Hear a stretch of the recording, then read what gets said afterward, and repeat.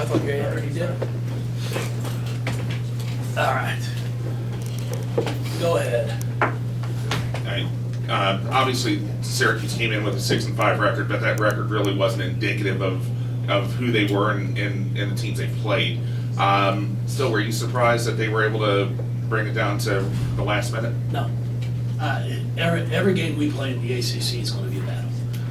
Offensively, we're just not as potent as we have been in the past. I don't know if during the ACC you'll see 15-0 runs, 16-0 runs. The number of 10-0 runs that we had last year during stretches of ACC play was outstanding. I mean, it was unbelievable. And it's just not who we are right now. It's not our core. I mean, I'll compare this team. Go back.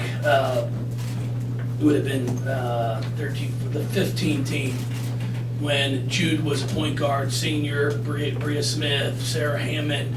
You know, Shoney had graduated, where we didn't have per se that one that could just get you a bucket.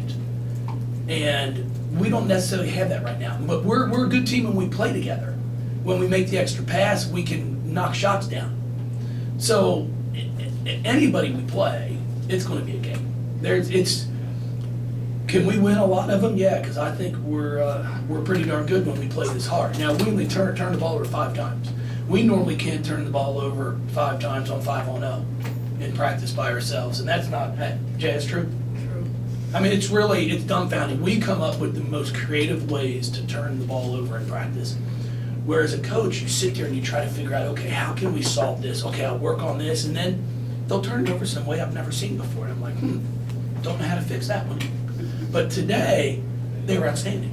If we get shots, good things can happen. And that's what we have to do. And then what we've got to get better at is just understanding the game.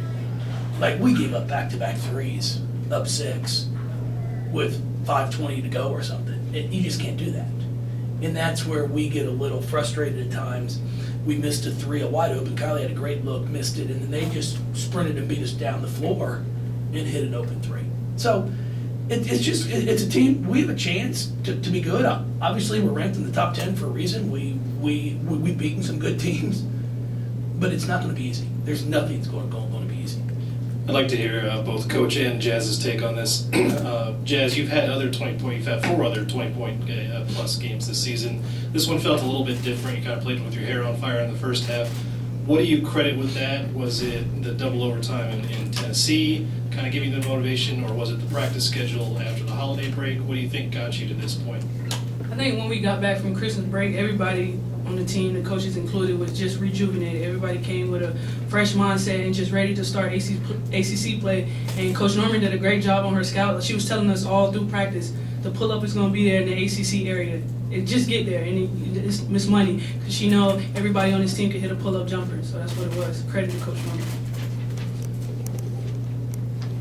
Jeff, obviously Jazz stepped up in the first half, but I don't think there's been another game this season where both Kylie and Dana didn't score in the first half. What do you make of how Syracuse was able to shut them down? I thought they did a really nice job, and then we missed some shots. I thought both of them had good looks. Kylie's first 3 of the game was wide open. She had some really good looks. It just didn't go in. And that's the one thing that I tell them all the time. If we're going to lose a basketball game, I want to lose just because we missed shots. I don't want to lose because we turned it over 22 times. And even tonight, it would have been a little tough pill to swallow to lose if we had, because we give up back-to-back threes just out of not playing smart basketball. Like, Kiara Lewis hit a couple shots, and I was just like, that's a good shot.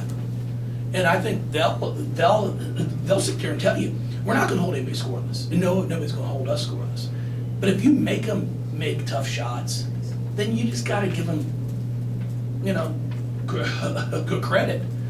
But at the end, I was really proud of him. I was proud of B too, because she got out there and hedged that one ball screen. That poor kid had no idea what to do. She bounced it off her foot. But that's what B does. I mean, we didn't give them one clean look in the last minute of the game when they had to get one. And that's a tribute to these kids of saying, hey, we're not going to let them have it. Coach, what was it?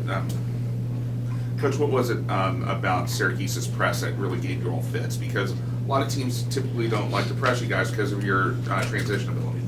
Well, I don't think it gave us fits. We only turned the ball over 5 times. You know, it's not like they turned us over. We just, if you go back, and I'll go back tonight and watch it, we missed a ton of open shots.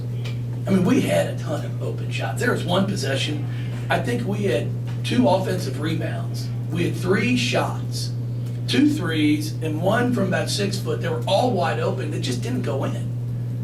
For us, we like it when teams press us. We do, because it allows us to play more without having to set something up, and that's kind of in our favor.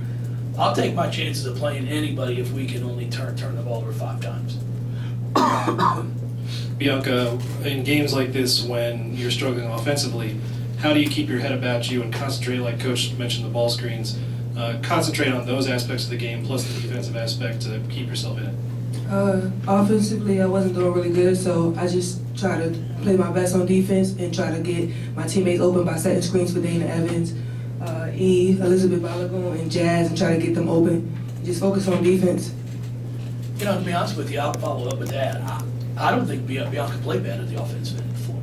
I actually thought she played fine. She played within herself.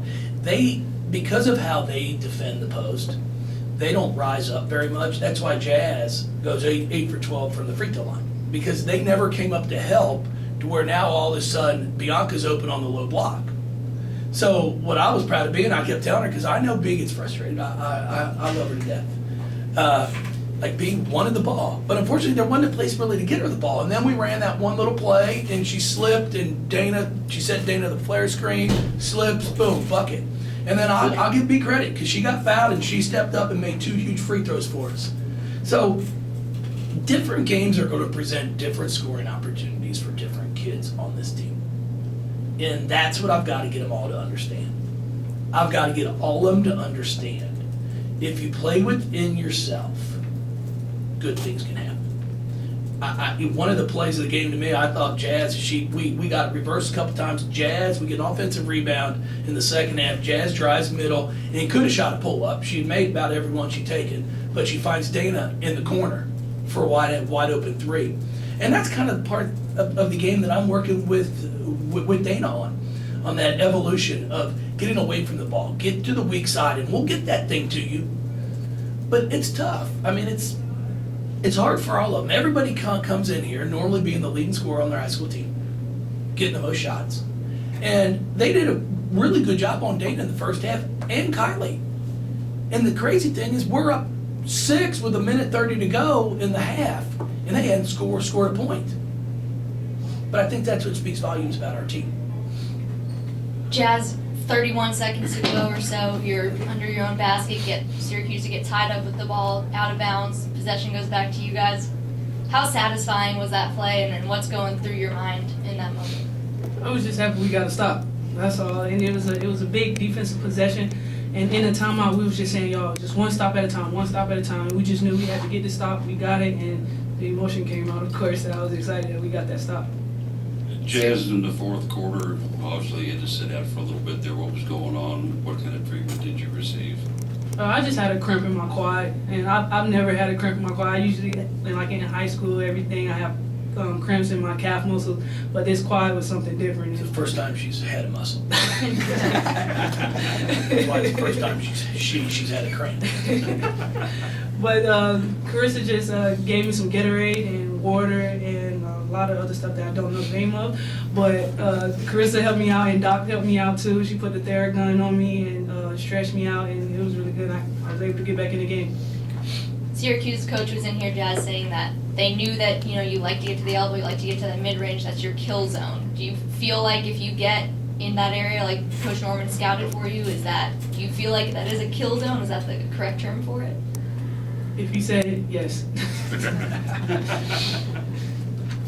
Coach Walz, there was a moment when I believe, went up, got the foul, and came down, and that was right before she missed her free throws before the putback.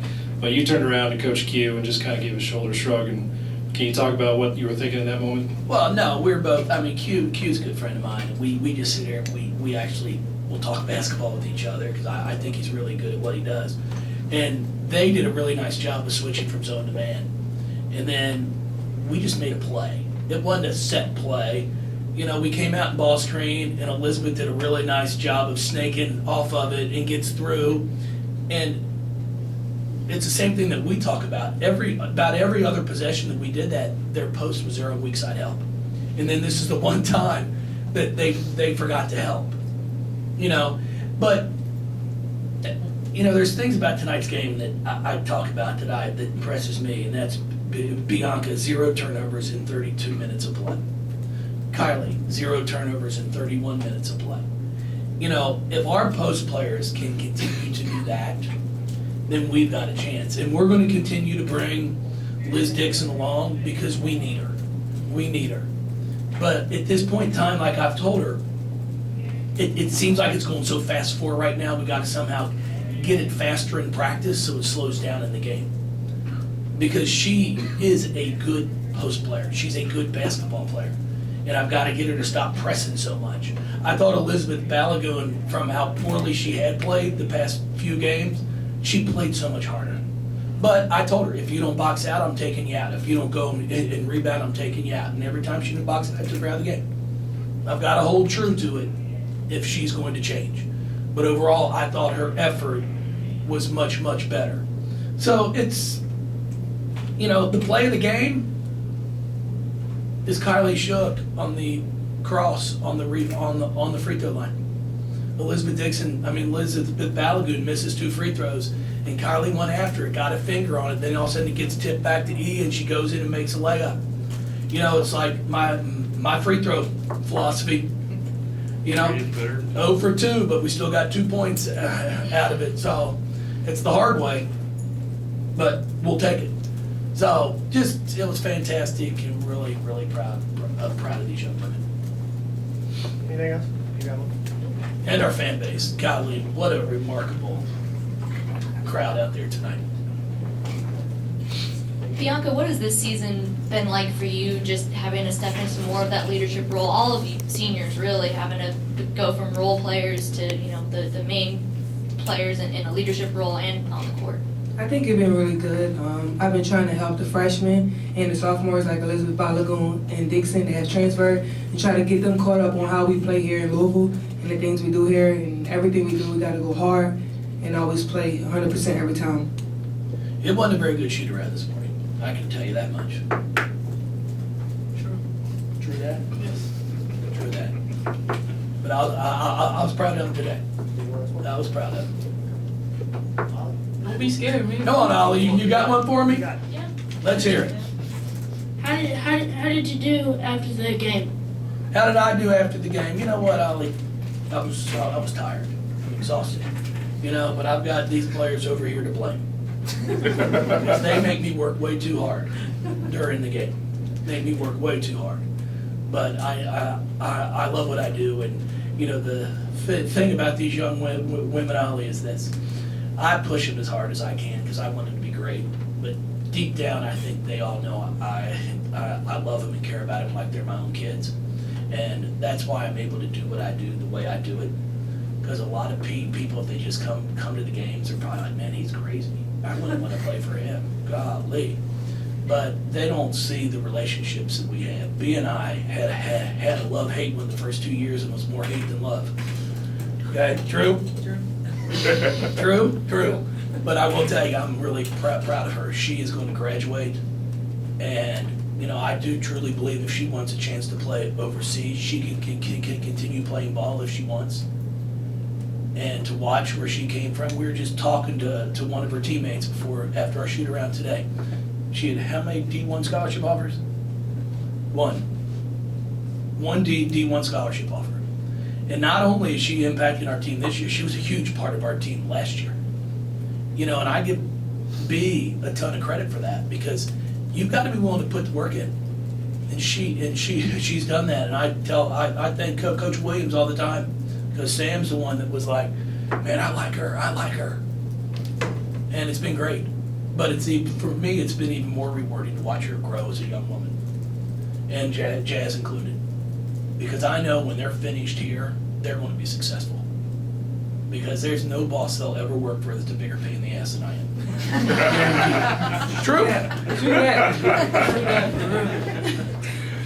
All right, everybody, thank you, Ollie. Thank you. Thank you. Best of luck to our football team. Thank you. It's tomorrow, right? Yep. Yeah. Yep.